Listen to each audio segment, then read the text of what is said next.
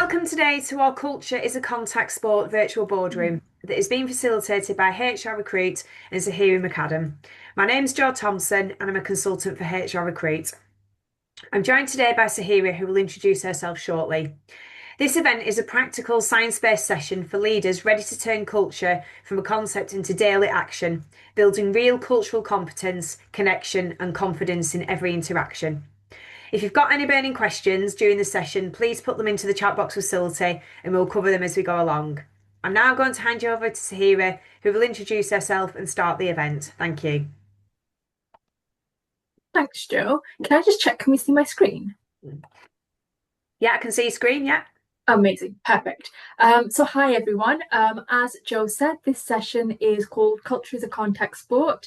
It's based on the subject of cultural capability, but I've positioned it as this workshop, just because I like to bring culture from something that is sometimes seen as a bit background, a bit mood music, to something that is, main event. So we're positioning it as something that you actively have to invest in, to spend time on, to put energy into, and to build the same way that you'd build any other routine.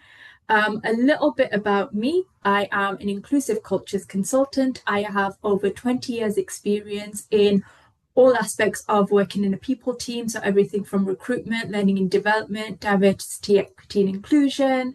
I've had strategic leadership roles. I've worked in internal communication. So I've really seen the employee journey from lots of different perspectives over a period of 2 decades. I also have 2 degrees in psychology, some qualifications in coaching and counselling. I'm a mental health first aider, and I'm a practitioner in a number of different tools. The first one being Taligee Perceptions, which is the tool that we will be focusing on today, a cultural capability tool that I like to use, but also things like MBTI and insights discovery, as well as a few other things. And then me in a work context, I have worked in businesses or partnered with businesses nationally, locally, and internationally. And I currently serve as the chairperson of a board for a women's refuge based in the Midlands.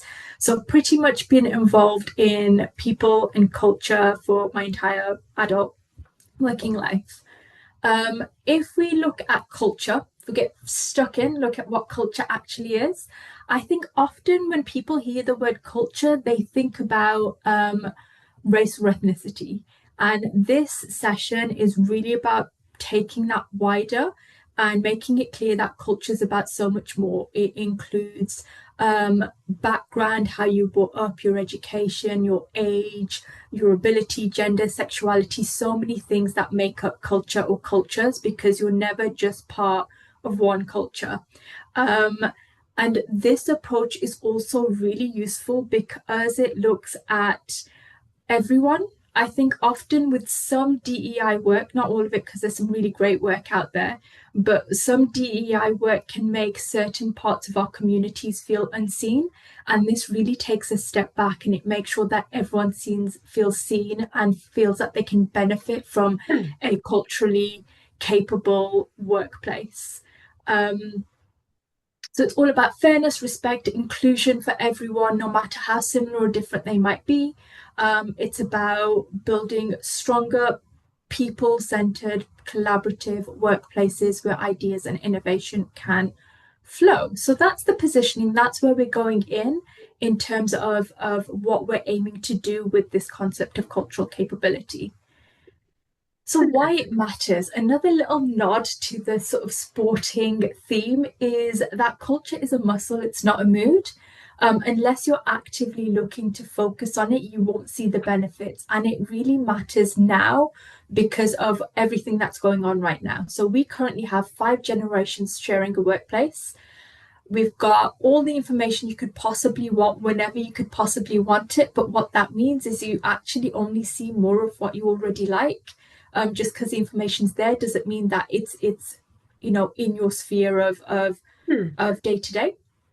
AI is reshaping how we work in real time, and globalization and hybrid work are now the new normal. And those are just a few of those things that make it essential that people are able to understand and respond quickly, effectively, and in an inclusive way.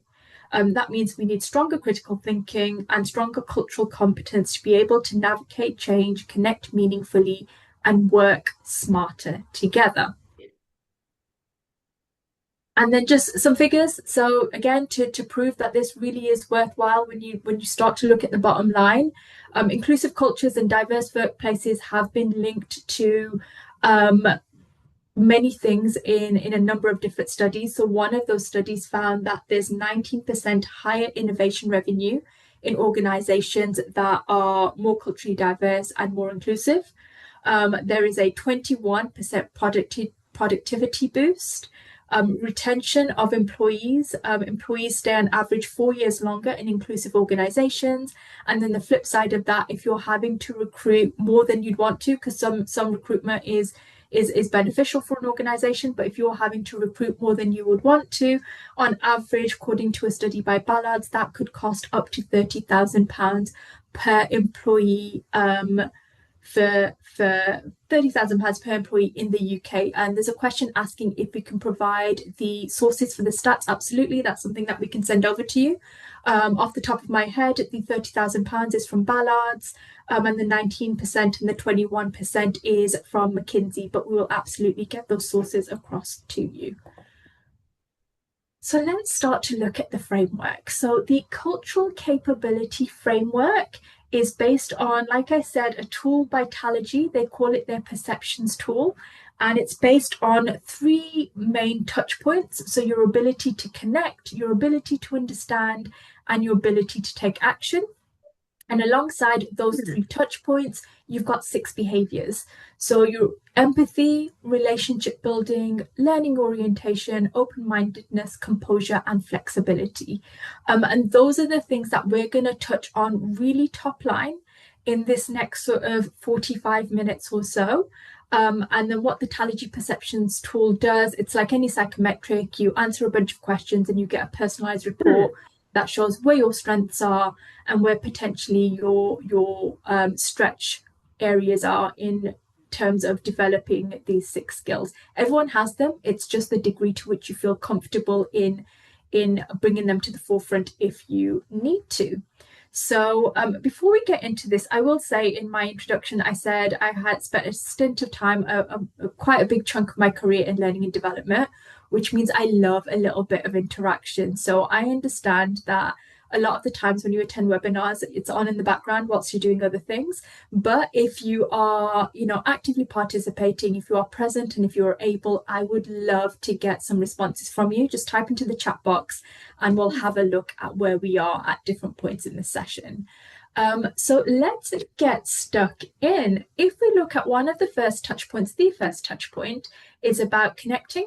And connecting is about being able to be empathetic and to build relationships with individuals. So empathy, as defined by Talergy, is the ability to understand and respond with sensitivity to others' perspectives, experiences, and concerns, regardless of their background. And again, this is something that most people can do. It's something that you've learned to do just through being in work and around people. But if you put more sort of intentionality in how you do it, there's greater gains to be had.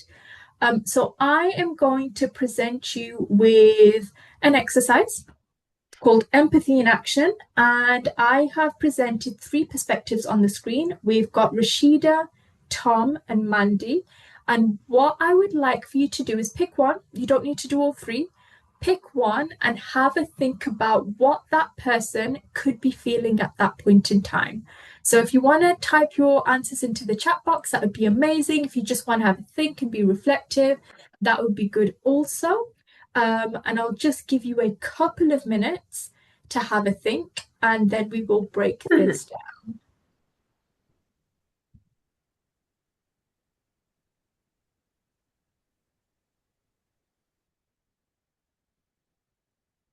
So yeah, if you've got any thoughts you want to share in the chat box, that would be amazing. If not, I've got quite a lot of information to talk through with you anyway.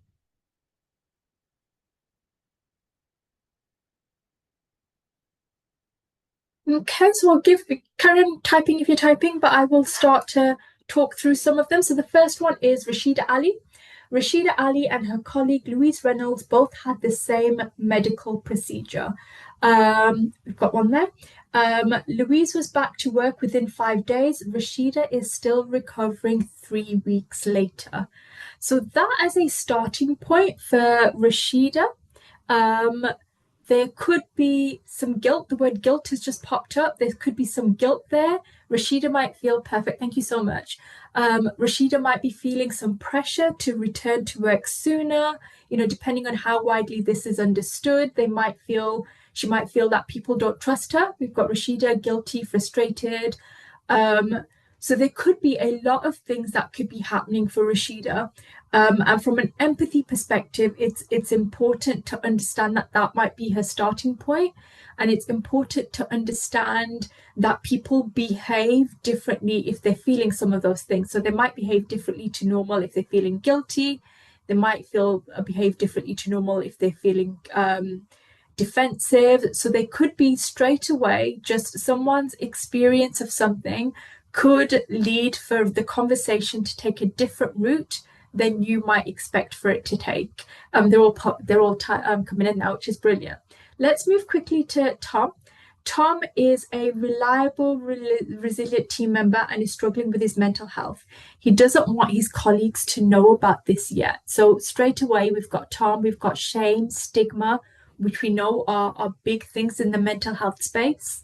I think guilt would probably apply to quite a few of them. There could be embarrassment again on a couple of those parts.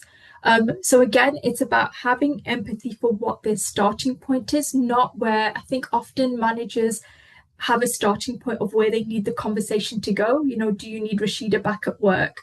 Do you need to know what's going on with Tom when he's not being open? So there's two ways these conversations can go. Sometimes they become more action orientated, or they become action orientated too early, where actually in the first instance, you might need to stop and think about where they're at, meet them where they're at, show that empathy. And then we've got Mandy. Mandy is brilliant at her job, but sometimes misses details in emails or seems distracted in meetings. She's recently shared that she's been diagnosed with ADHD. So we've got an interaction here saying all of them probably fear for their jobs. Really good starting point. Again, you need to understand that if you're going to have a meaningful onward conversation, and how much HR or their manager no matter how much HR or their manager tries to reassure them. And again, that's a really important point, because things like cultural capability, things like psychological safety and trust, they're built over time. And this is just one of the steps that would have to be seen, would have to be demonstrated a number of times for people to feel comfortable, especially with certain roles and certain positions. I know we had some responses for Mandy earlier on. Fear, apprehension. Again, if people don't know what your starting point is, they feel less open being able to share what's going on for them, and being completely transparent in where they're actually at. They might try and meet you more towards your viewpoint than where they're currently at. So that is a starting point. We're going to refer back to some of these people as we work through the stages, but the very first step in being able to have a culturally confident conversation is being able to start with empathy and being able to put yourself in somebody else's shoes as your normal starting point, rather than something someone does if they're expecting the conversation to be difficult. So that's your empathy. The next bit of that sort of works hand in hand in that is building relationships. So building relationships with people from a wide range of different backgrounds, establishing rapport, fairness, and trust. So again, both of these things are things that you'd have to do little and often for them to be effective, not just when there's an occasion that needs it. But relationship building, again, is about those small things. So it could be thinking about something that's not on your LinkedIn. So even if you're meeting someone in a professional context about a professional subject, what's not on your LinkedIn that will help you connect with someone? So either a personal passion or a hidden talent, a formative experience, whether that's positive or difficult. In sessions like this, I will always share a bit of personal learning that I've had, because everyone's going to be on a learning journey, a value you live by, or a moment that changed your perspective. So obviously the point that you pick will be dependent on the situation, the environment that you're in. But if we're looking at building culturally capable organizations as leaders, whether that's a people leader or an operational leader, there's value to be had in adding interactions like this into your normal ways of working. So whether you weave it into a conversation when you're all present, whether you add it to a briefing, like a morning team briefing or a weekly team briefing, there's value to be had to drawing attention to conversations towards lived experience that potentially might not happen otherwise. Especially if you've got diverse teams or new teams, it's a really good, again, sort of starting point, but a point of continuation. So those two really are your first touch point. They are how you connect with people and how you can actively do that with a number of different people, with the view of, building on some of the later steps as relationships develop. The next one is understanding. So understanding is made up of having a learning orientation and being open-minded. So we'll start with my favorite one, having a learning orientation. So that is seeking to learn and develop, taking steps to fill gaps in skills and knowledge, for example, in relation to different cultures, communities, personal biases, and being open to new experiences and information. And then the picture there is literally a world full of people, which means there is so much that could be learnt on any given day.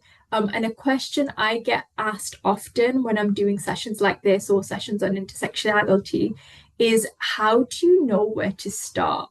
Like, if you think about how big culture is, and if you're looking to actively understand and learn about different lived experiences, where do you start? And I've got two different ways to approach this, but if you've got your favorite way, again, pop it in the chat box. And we can discuss those. So the two ways I approach this is there's a personal perspective and there's an objective perspective. So the personal perspective is, if you think about your inner circle, so the people that you message regularly, the people you go to dinner with, the people that you might go on holiday with, the people that you choose to spend time and energy on, if you listed that top 5 or top 10, so if you did that in your mind, what would be the culture of that group? So what is the spread of culture? And if I share sort of, I do this touch point quite regularly. If I think about those people, for me, I've got a really good range of age in that group. I've got a mix of gender. I've got a mix of education and sort of job roles. There's a mix of race, religion, sexuality. But what I know is missing from that group is Gen Z. So my learning around Gen Z is something that I actively do. It's something that I seek to understand. It's something that pretty much every business needs to understand, because firstly, they're the future of the business, the future of the workplace. And they are actually also actively looking to work in a different way to anyone who's come before them. So that, for me, is something that I actively look to learn about as a cultural sort of starting point. So that's one way that you can sort of pick what you learn about next when you're looking to develop your knowledge on different cultures. The other way is the objective viewpoint. And this works really well also for understanding your customer or your client base. So let's say that you are looking to understand, you're a local business, you're looking to understand your local demographic. We have access to information from Census 2021. That's been available for, at least 2 to 3 years. And from that, you can pick the area that you're interested in and understand demographics in terms of race, religion, age profiles. But the last census, the 2021 one, they asked about more characteristics than they asked 10 years ago. So again, right now through the web, like at your fingertips, you've got information available on the people that are around you. So as an organization, if you're looking to recruit, you need to think about whether your business, whether your colleague demographic looks comparable to the city that you're in, the town that you're in. But even from a customer perspective or a client perspective, you've got a ton of information at your fingertips that could be your starting point to do the innovation, to understand client needs better, to integrate with the community more. So that might be your touch point. So instead of thinking, okay, what's lacking in my friend group, you might think, actually, what does my business need to understand that we're not currently catering to?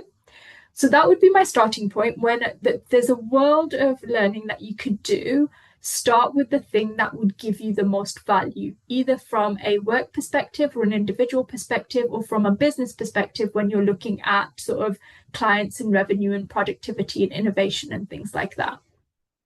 The next question I get asked is, well, how do you do your learning? And for that, I would say that for me, that is a mood thing. So whereas we're saying culture is a muscle thing, your learning can actually often be a mood thing. So I often do my learning based on how much time and energy I have available to put into that, especially if it's background stuff. If I'm just building a bank of knowledge of different perspectives, I do that in a number of different ways. You could have your focused, intense learning. So workshop like this, you are, and I'm very grateful that you are investing almost an hour of your time into this topic. You don't always have that, you won't always have that, but it's useful to get that burst of energy behind something. So those are your courses, your fiction, non-fiction, webinars, reflective journaling, and then you've got a variety of things. So it could be casual background learning, which could be podcasts and audiobooks that you have on in the background. It could be interactive apps or learning games. Then you've got your social and collaborative, so group discussions, peer feedback. That is where having your wider social circle is so useful. Like there's things that will drop into an everyday conversation that you've possibly never thought of before. And then you've got quick on the go learning. So that is, it could be flashcards or quizzes, it could be articles, blogs, social media.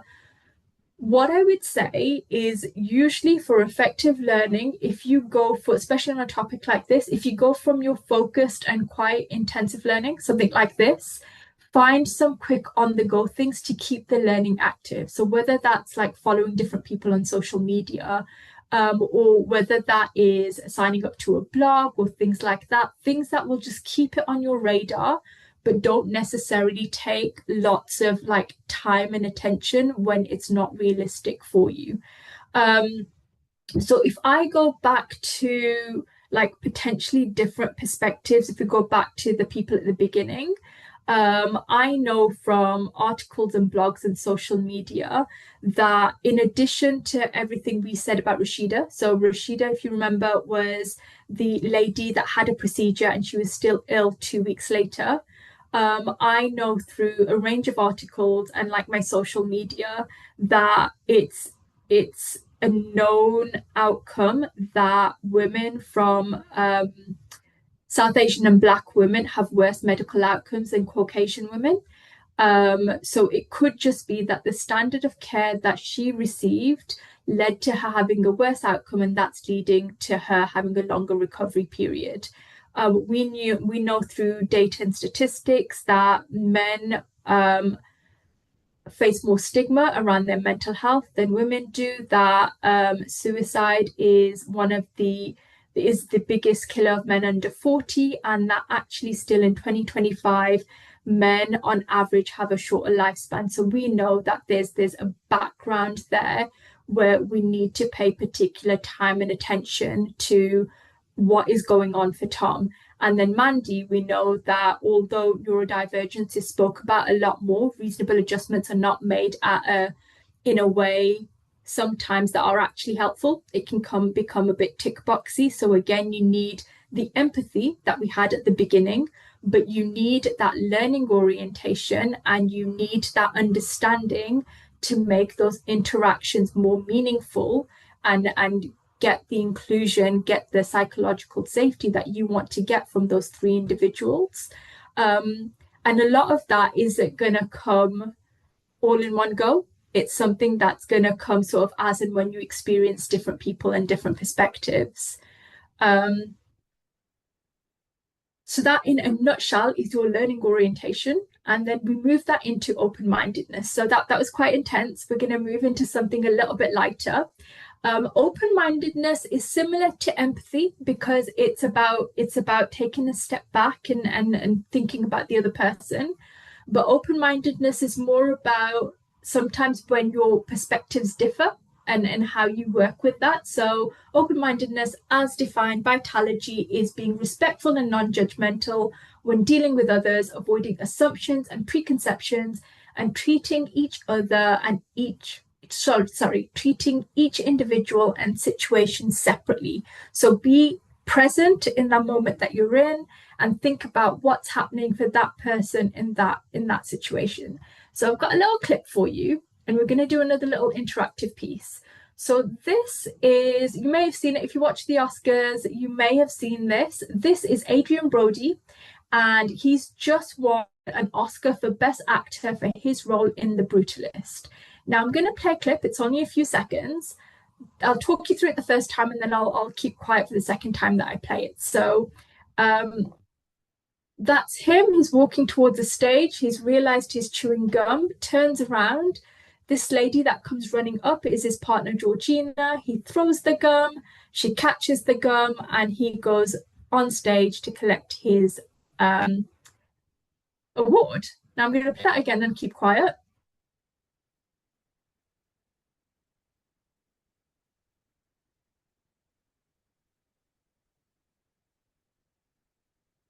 So, what are your initial reactions to that clip? So, if you're on your keyboard, if you want to type that in, what are your initial reactions? I can see a couple of people typing, so you keep typing. I'm going to tell you what mine was. So, I had two realizations when I watched this.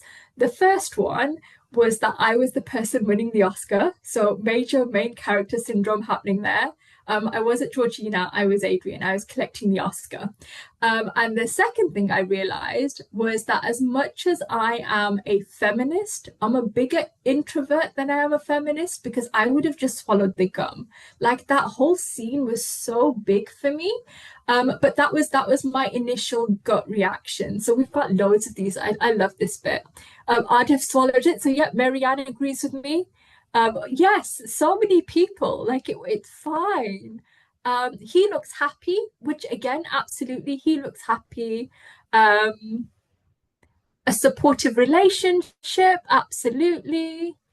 They're both happy. Perfect. So, this clip popped up on my TikTok.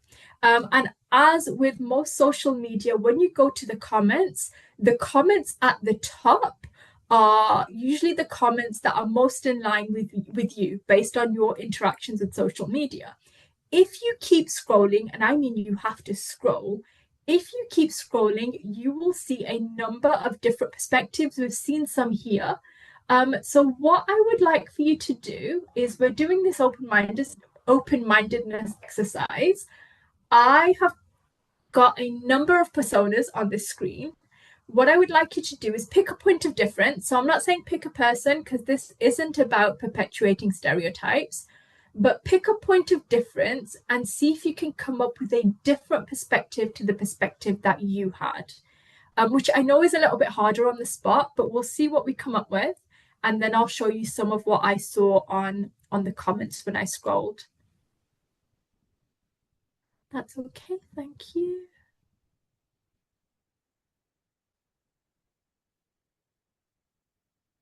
Some thinking faces there. Okay. So here we go. Not sure. So I this is really an exercise in seeing if you can think of another perspective. So maybe if you've got a friend that you know would think that was very different to what you saw. But what I will do, because it is quite hard on the spot, is these are some potential different points of view. So when I scrolled through that through the comment section, this is some of what came up. So right at the beginning, someone said, if my partner did this to me, I'd be done. Someone else asking, did she want to catch the gum or did she feel she had to? That was her choice. That's what real respect looks like. The fourth one is they seem like they have a good relationship that was playful. So we definitely had versions of that. Does she have no respect for herself? So complete opposite view. And then another one was, I'm glad I grew up in the 70s where everything was less serious. So you've got a number of different perspectives there. And often people can have different perspectives. You can have a bit of discussion about it and then agree to disagree. Like, I think a lot of those people, if there were real people in a room, would agree to disagree. But again, when you're talking about cultural capability, sometimes there is value in knowing when to highlight somebody else's perspective because of their lived experience. So if I think about when I've been involved with my charity, the work I do with the Women's Refuge, I know, like from a couple of interactions, if I showed that clip, some of those women could feel quite triggered by it. And I've heard comments like, everything was jokey in front of people, but if he felt like I was getting more attention, I'd hear about it afterwards. And if you were having a conversation like that at that point in time, you would know to center their perspective. So no matter how much of a feminist you were, or no matter how much you thought that was not acceptable behavior, whatever your viewpoint, at that point in time, having cultural capability is about knowing when to center somebody else's perspective that could be different to yours. And there's balance to be had. So again, what we say is open-mindedness isn't about excusing behavior. It doesn't mean that you always center somebody else's perspective, but it does mean that you know when and how to do that. And it's about acknowledging that at a time when people just want to be right, it's about responding to the needs and norms of others whilst maintaining your own boundaries and self-respect. And this is when it starts to become that little bit more difficult because you absolutely need to have boundaries. You are also an important part of this conversation, but it's knowing when you're in the spotlight or when somebody else needs to be. And I'll go back to it's a muscle, it's a mood. The more you get comfortable in having conversations where there might be disagreement, where there might be differences in opinion that you're not going to get past, the better you get at knowing when to step back and when to hold your ground. And again, when we look at the tool, if we do the psychometric, there's some very distinct actions that help you break down how and when you can get that to work. And then the last one is all about taking action. So with all of the learning and the empathy and being open, all of that won't change culture until time and energy is put into this last bit. So taking action is very much dependent on composure and flexibility. Actually, just before I move on, there's a question that I've looked at which says, what do you mean about centering of you? Really good question. So if we go back to the example about the woman who would see that as something that could be abusive because of her personal experience, and I just think it's playful. In that situation, I would give her the space to have her view, and I wouldn't argue that point because it's not appropriate. So that's what I mean by centering a view. Like at that point in time, who needs to have the floor space basically. So yeah, really good question. So yeah, composure and flexibility. Composure is about being confident and resilient, staying calm, composed, and controlling your responses. And this again can look very different for different people. And there's different ways of doing this. So if we do this in a fuller session, I would spend some time talking about what different people do. And you get lots of ideas from like journaling to, going for a power walk. One of the ones that work better for more sort of intense or more or bigger situations is called the three-step reset, which you might have come across. It's used quite often in this space.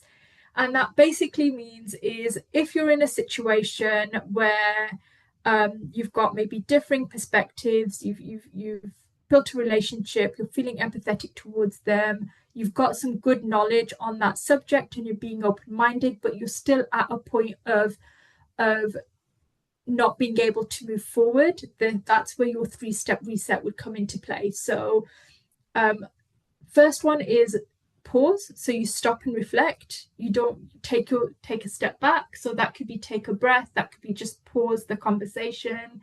That could be, if it's not an active conversation, if it's an email thing, can you just step away, whether that's a walk or a run? Your step two is notice what's really going on. And this is the biggie. So you want to name the feeling and the reason. And the more nuanced you can make the feeling, the more effective your next step. So if someone is feeling, and I've had this conversation in different workplaces, where if someone's feeling is anger, this person did this and it made me angry. Anger is quite a big emotion. And then you kind of get stuck thinking, well, I shouldn't be angry. And then the guilt comes back in. If you can make that a little bit more nuanced, so instead of just a generalized anger label, if you think, you know what, I'm feeling really skeptical, I don't know that this is going to be worth my time, there's a clearer action to be taken for skepticism, which is to ask questions, to ask for data, to ask for research. The more nuanced you're able to make your feeling labels, the more effective your outcomes. And the reason. So I am feeling skeptical because I don't know where this topic will lead to, or I don't know that I believe that this topic is worth my time and effort. So skepticism, time and effort, that is, people only have a finite amount of that. So then you choose your next step. Do you speak up, ask for help, reset your plan, evaluate the benefits? What are you doing to either think, okay, I was right with my skepticism, or to move past it? So your three-step reset is really good in those situations where you need to do something as a result of the four things that have just happened. And finally, flexibility. And this is about being present and being aware that they are at least two people in a conversation. So sometimes it's bigger, sometimes it's on an organizational level. But even with, again, the best will in the world, if we go to Mandy's situation, she's told us that she's neurodiverse, she's told us that she has ADHD, she's told us that her outcomes are suggesting that she's struggling, and you've done all of the information in between. How flexible are you in your approach to adapting to her? Because that's important on both parts. I've had conversations where people have come up with one outcome, and then the manager finds that outcome isn't sustainable, and then they just pretend that they're not doing it because they don't know what to do. They've sort of pinned themselves into a situation, and that person's left feeling that I thought we had an agreement, why is it not happening? And the manager's like, I can't do this, I don't know what to do, and pretending it's not happening. So it's really open to stay open, to have options, to have reference points, reflection points. So again, in Mandy's situation, we talked to Mandy about what's going on for her, for what she might need. So it could be, her working environment, the time she's working, the amount of notice that she's given. You talk through some options and you say, okay, let's start with one, but we've got other things that we can try. And then let's check in a couple of weeks' time to see how it's working. And that means for both of you. That means for you as the leader, or the support in the situation, and the individual. And often these things are iterative. So you'll get to this point, you'll have an action plan, to be flexible, and then you start all over again because there's another layer that you can add to it. So that really speedily is the Talergy perceptions. There's a couple more things to cover with you, but in terms of the 3 touch points and the 6 behaviors, that is in a nutshell how those skills work together to build cultural capability. Got a little bit of reflection for you before we move on. So, based on what we've just spoken about, what would you say is your superpower? So, what one behavior would you feel is strongest for you? And where is your potential area for growth? So if you were going to focus on something for the next 3 months, whether that was a cultural thing for your to understand your clients better, whether that was how you approach areas that you don't know anything about, what would be your growth area? Connecting, we've got on there. Amazing, thank you. Yeah, I like that. And I get that is the start of it, because once you've done that, the rest of it starts to flow and it comes quite naturally. Um, so, a little bit about my business just to end up with. So, working with intentional tenacity, there's different ways that you can work on your cultural inclusion. There's the intentional inclusion review, which is essentially an audit, and that's a focus on systems, processes, policy, and legislation. And it looks at the whole employee life cycle, everything from recruitment and selection through to exit and alumni. I call it an audit. I think people find that quite scary. It doesn't need to be. What I will say is finance would never audit their own numbers. So actually, it makes sense to have somebody audit your culture for you if that's something that you want to invest in. We have another approach, which is a focus on people, culture, and leadership, which is very much about inclusive strategy formation. So, how you include inclusive cultures in your business strategy. And then, if you want your focused, your focused interventions, we've got a range of workshop coaching and tools that focus on individual groups and specific needs. So, next steps would be I would love to connect with you. I'm on LinkedIn. I post several times a week, most weeks. These are all my contact details. If you need to leave, I completely understand. If you would like 30 minutes to pick my brain, so no commitment there. If you've just got a quick question and you want to ask a question, book in for a 30-minute slot. I'm more than happy to do that till the 5th of December.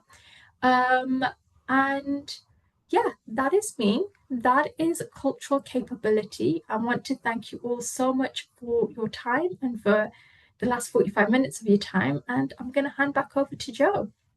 Brilliant. Thanks very much. Lots of food for thought there. A lot of content delivered in a short space of time. So thanks very much. We'll send out some correspondence to everyone that's signed up for the event this afternoon. And I'll put a post on LinkedIn. So if you'd like a copy of the follow-up information or a copy of the recording, then please put a comment against the LinkedIn post. Our next event is on Thursday, the 20th of November, so next Thursday, and it's called Understanding the Impact of the Menopause at Work. A link for that event will be sent in the email this afternoon. If anyone is recruiting, we've also got accountancy recruit, FD recruit, exec recruit, and charity recruit within the group. But otherwise, I'd just like to say a massive thanks to Zaheera for putting the event together and for everyone for signing up. Thanks very much.